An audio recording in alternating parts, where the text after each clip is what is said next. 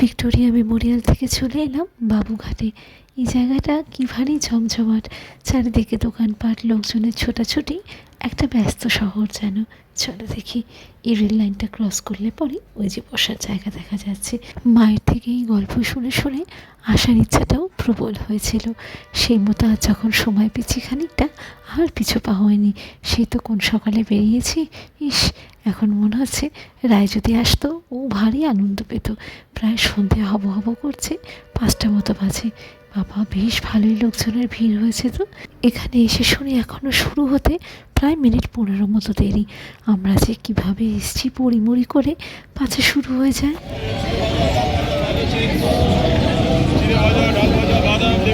এই সিনারিওটা একদম অন্যরকম বলো। একদিকে ট্রেনের হুইসেল, সামনে শীতল গঙ্গা, হাতে উষ্ণ ঝালমুড়ি ও ঘটি গরম। রীতি প্রথম ঝালমুড়ি খেলো, আসলে আমাদের দিকে তো একদমই পাওয়া যায় না। ওর ভারী ভালো লেগেছে।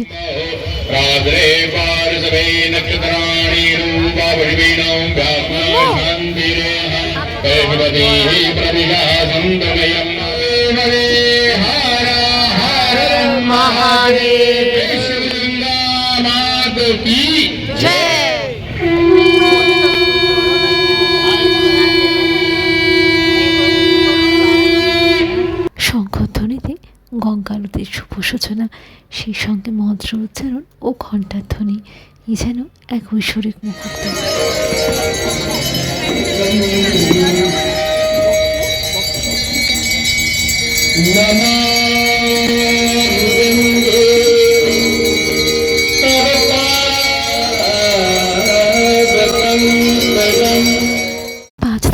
বস্তু দিয়ে মায়ের আরতি সম্পন্ন হয়। প্রথমেই ছিল ধূপকাঠি আর অন্যান্য সামগ্রীগুলোর তো এখন তোড়জোড় চলছে। এই পরের দফা শুরু হতে হতে তোমাদেরকে ছোট্ট করে এই বাবুঘাটের ইতিহাসটা একটু বলে দিই। 19th সেঞ্চুরিতে কলকাতায় বাবু রাজচন্দ্র দাস নামের একজন জমিদার ছিলেন। উনি এই বাবুঘাট আর নিমতলা ঘাট কনস্ট্রাক্ট করেছিলেন। সেই মতো ওনাকে ডেডিকেট করেই এই ঘাটের নাম বাবুঘাট।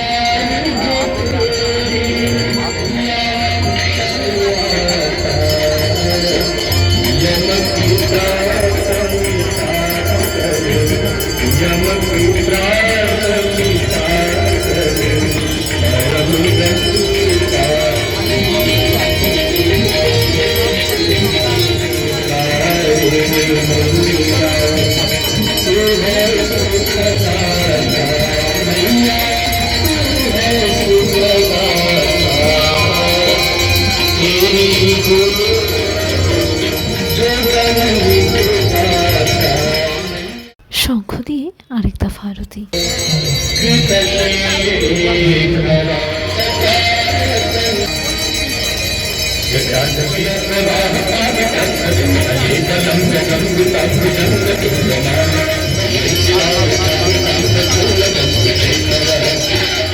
একটা জিনিস বেশ চোখে পড়লো, গঙ্গা আরতি মানে শুধু মা গঙ্গাকেই বুঝো না, ওনারা কিন্তু 4টে ডাইরেকশনে ঘুরে ঘুরে আরতি প্রদান করলেন।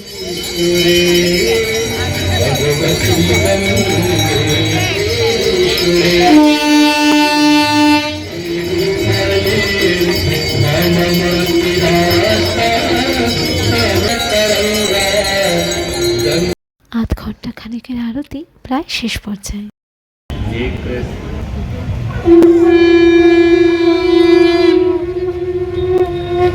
সন্ধ্যে 6টা মতো বাজে এই আরতি সুসম্পন্ন হলো। এবার বাড়ির দিকে পা বাড়াই।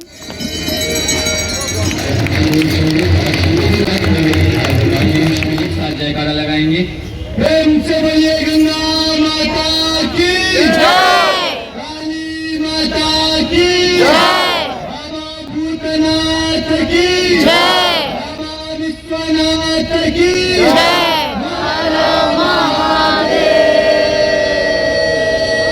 मैया की जय। ওইদিকে হিরকও উবের বুক করছে। আর আজকের ভিডিওটা ওই অবধি। সবাই ভালো থেকো, সাবধানে থেকো, টাটা।